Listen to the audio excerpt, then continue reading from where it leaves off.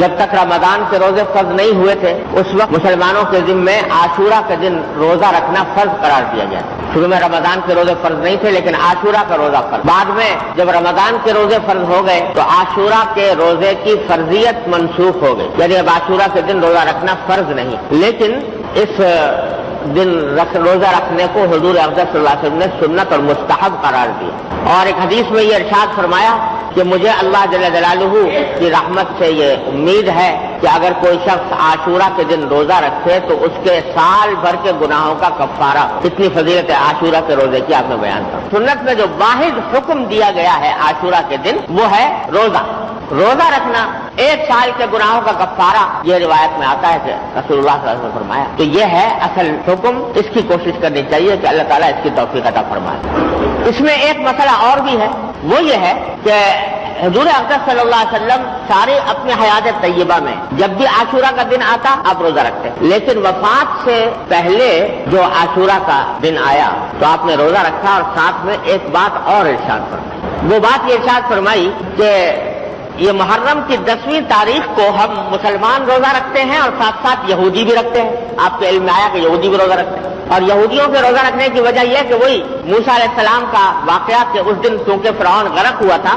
تو اس واقعے کی یاد میں وہ بھی اس دن روزہ رکھا تھا۔ تو حضرت صلی اللہ علیہ وسلم نے فرمایا کہ جب ہم روزہ رکھتے ہیں اور ساتھ ساتھ اس دن یہودی بھی روزہ رکھتے ہیں تو ایک ہلکی سی مشابہت پیدا ہو جاتی ہے ان کے ساتھ، وہ بھی روزہ رکھتے ہوئے ہم بھی روزہ رکھتے ہوئے، تو ایک مشابہت پیدا ہو جاتی ہے۔ اس واسطے آپ نے فرمایا کہ اگر میں اگلے سال زندہ رہا تو آئندہ صرف عاشورہ کا روزہ نہیں رکھوں گا بلکہ اس کے ساتھ ایک روزہ اور ملاؤں گا، یا تو 9 محرم کا یا 11 محرم، تاکہ یہودیوں کے ساتھ مشابہت جو تھوڑی سی پیدا ہوئی ہے وہ ختم ہو جائے۔ لیکن ہوا یہ کہ اگلے سال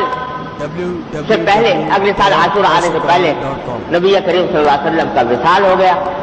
اور اس کی پر عمل کی نوبت آپ کو نہیں آئی۔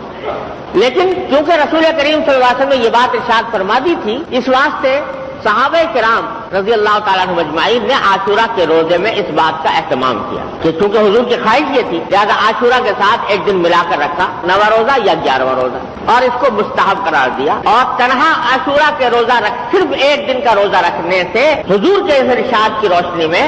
انہوں نے مکروہ تنزیہی اس کو قرار دیا کہ یہ خلاف اولا ہے، اگر کوئی رکھ لے گناہگار نہیں ہوگا، انشاءاللہ عاشورہ کا ثواب ملے گا، سارے عمر رسول کریم صلی اللہ علیہ وسلم روزہ رکھتے آئے، لیکن آپ کی چونکہ خواہش یہ تھی، اس واسطے آپ کی اس خواہش کی تکمیل میں بہتر یہ ہے کہ ایک روزہ ساتھ ملایا جائے، چاہے 9 تاریخ کا چاہے 11ویں تاریخ۔ اس میں ایک اور سبق ہمیں عظیم ملتا ہے رسول کریم صلی اللہ علیہ وسلم کے ارشاد، وہ سبق یہ مل رہا ہے کہ غیر مسلموں کے ساتھ ادنا درجے کی مشابہت بھی رسول کریم صلی اللہ علیہ وسلم نے پسند نہیں فرمائی۔ حالانکہ وہ مشابہت جو ہے وہ کسی برے کام میں، ناجائز کام میں نہیں تھی، ایک عبادت میں تھی، وہ بھی عبادت کر رہے ہیں ہم بھی عبادت کر رہے ہیں۔ مشابہت اس لیے صرف ایک نیک کام میں، ایک عبادت میں، ایک اللہ تعالیٰ کی پرستش میں مشابہت ہو رہی ہے تو اس کو بھی نبی کریم صلی اللہ علیہ وسلم نے پسند نہیں فرمایا۔ کیوں؟ اس لیے کہ مسلمان کو اللہ تعالیٰ نے جو دین عطا فرمایا ہے وہ سارے ادیان پر فوقیت رکھتا ہے، سارے ادیان سے ممتاز ہے، لہذا ایک مسلمان کا ظاہر و باطن بھی غیر مسلم سے الگ ہونا چاہیے، ممتاز ہونا چاہیے۔ اس کا طرز عمل، اس کی چال ڈھال، اس کی وضاحت، اس کا سراپا، اس کے اعمال، اس کے اخلاق، اس کی عبادتیں، ہر چیز غیر مسلموں سے ممتاز ہونی چاہیے۔